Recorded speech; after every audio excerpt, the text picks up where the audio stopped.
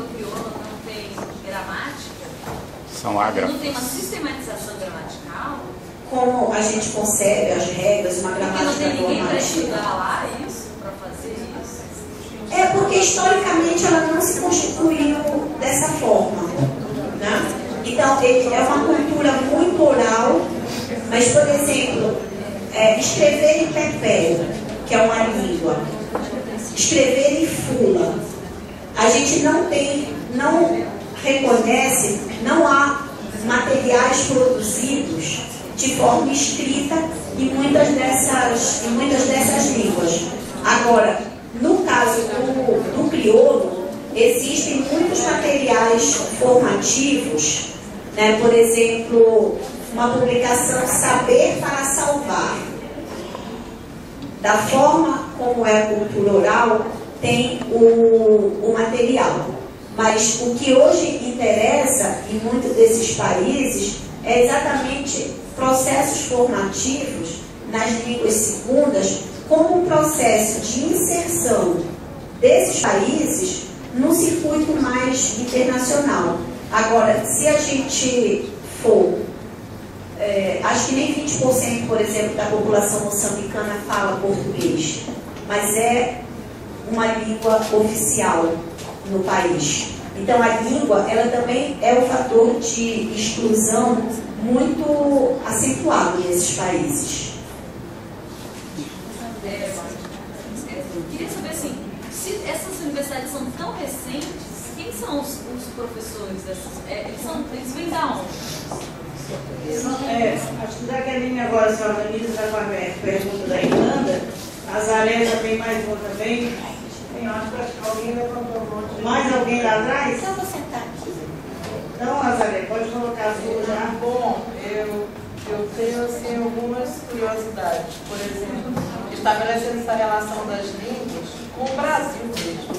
Timothy ontem comentou aproximadamente 180 línguas falantes no Brasil. O estado do Amazonas tem em um único município catalogado 23 línguas, das quais 5 já são oficiais, mais a língua brasileira, né? Mais a língua portuguesa. 5 são oficiais. Chama São Gabriel da Cachoeira, o município onde está situado o Pico da Neblina, aí o pessoal se localiza geograficamente, chamada Cabeça do Cachorro, lá no alto, fronteira com Colômbia e Venezuela. Mais uma pessoa para completar o bloco? Os professores, eu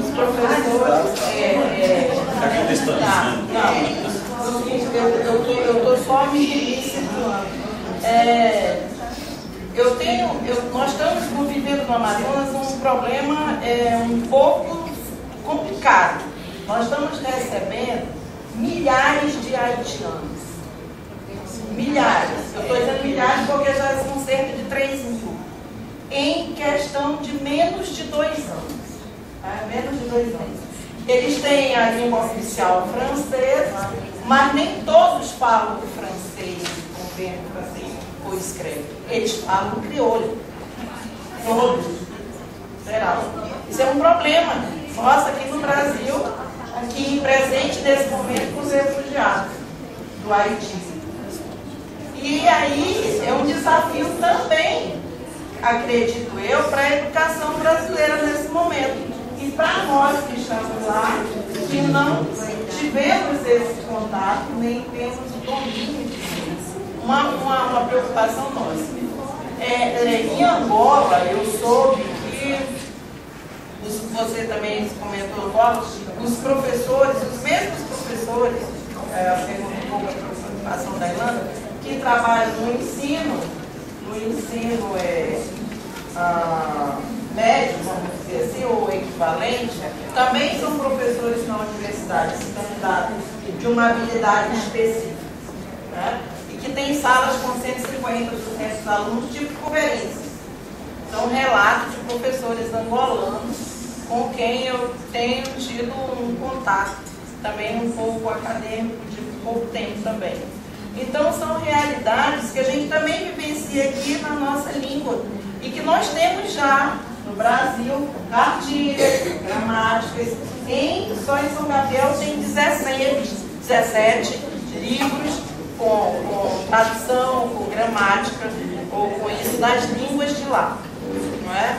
Então, eu acredito que como que poderia estar sendo essa relação Brasil com esses países aí, ou estudiosos, para elaboração desse material didático, como é que está se dando isso só em língua portuguesa, está tendo a preocupação do pesquisador brasileiro se apropriar dessa linguagem deles e fazer uso dessa primeira língua e não, de certa forma, levar a segunda língua como uma opção de estar alfabetizando nessa segunda língua eles lá.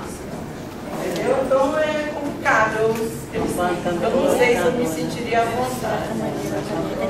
Irlanda tem mais uma enquanto. Nazaré, você concluiu? Da Irlanda? Tem alguma lei, assim, nem a 10.953, que é aquela lei, né? Tem até uma amiga minha que faz estudo sobre ela, ela botou o nome da lei de Lei Baobá. Eu achei ótimo, porque é super chato ficar falando o nome da lei. Que fala sobre racismo, né? Que fala sobre a cultura, alguma coisa assim lá, algum contexto próximo, na África. Eu queria que a professora explicasse, assim, eu ainda na graduação, eu dei aula numa turma de EJA, aqui na escola classe 108 Norte, né? A maioria, assim, dos educandos e das educandas eram porteiros, empregados domésticos, ou inclusive trabalhava na casa de um senador, né? E aí eu sentia muito essa dificuldade dentro de sala de aula, embora todos nós falássemos o português, eu ainda sentia um pouco de dificuldade e de rejeição na minha linguagem. Eu tive que ter todo esse trabalho que ao longo do semestre eu fui aprendendo com eles, de adaptar, de ter uma linguagem um pouco mais popular para poder trabalhar com eles dentro da sala de aula. A maioria nordestinos, né? Que vieram aqui para Brasília há muitos e muitos anos e continuam na mesma condição de vida. E aí eu queria que você falasse um pouco da experiência da África, porque lá na África também eles têm vários dialetos, né? O processo de neocolonialismo dividiu esses países e ficaram várias tribos diferentes no mesmo país, e como que lidavam com isso, como que tu percebe, né, nesse processo de alfabetização, se você usa uma língua, se outra tribo se sente rejeitada e vice-versa. Queria que tu falasse da experiência também. Já vou passar para a Jaqueline, que já tem um novo. Também, como o Timothy brinda a gente aqui com a presença e também tem muita experiência de África, também convidar o Timothy para dividir comigo, Maria Luísa, Ruth, e a gente fazer mesmo uma roda de conversa. Assim, primeiro sobre as universidades recentes. O que aconteceu com os quadros nacionais? Os quadros nacionais nesses países, eles são muito internacionalizados, porque no final dos anos 70 e início dos anos 80, para o fortalecimento do Estado Nacional e do projeto de independência, que foi um projeto hegemônico, os países do leste europeu investiram fortemente para a formação de quadros nacionais. Então, por exemplo, a Rússia, que é um país que não tem uma história de colonização da África, tem uma história de domínio no próprio leste europeu. A Rússia não tinha contato com negros. Foi um dos países que mais recebeu africanos. Vocês... Só lembrando que o Adamo fez toda a graduação dele em Moscou. Então, o Adama, que é uma pessoa importante no cenário internacional da educação de jovens e adultos, então países como a Rússia, Bulgária, Romênia, né, e vários outros do leste, a Alemanha Oriental. Né? Então, os quadros nacionais são muito poliglotas também. Com inglês, com francês, com alemão, com russo. Na Unilab tem um professor que fala melhor russo do que fala português. Ele foi desde a infância para a Rússia. Muitos se formaram em Cuba. Depois tem uma diáspora que vem na direção do Brasil que vai na direção de Portugal e que vai na direção da França. Então, os quadros internacionais, os quadros nacionais, eles são muito internacionalizados. Eles estão nos altos postos, no alto escalão do governo. E muitos desses também são pós-graduados.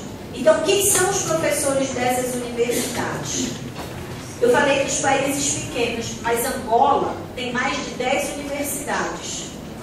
Nem todas públicas. Mas é um país com um outro perfil socioeconômico. Moçambique, o Estado tem investido na universidade. Então, Moçambique é um país que teve uma política de expansão da educação superior nos anos recentes e uma política que interiorizou o ensino superior. Então, você tem uma universidade, Eduardo Mondlane, que tem mais de 30 anos, mas você tem universidades como a Unisambese, que tem pouco mais de 4 anos, está no centro e no norte do país. Então, Moçambique é um país que tem uma cobertura de educação superior muito grande.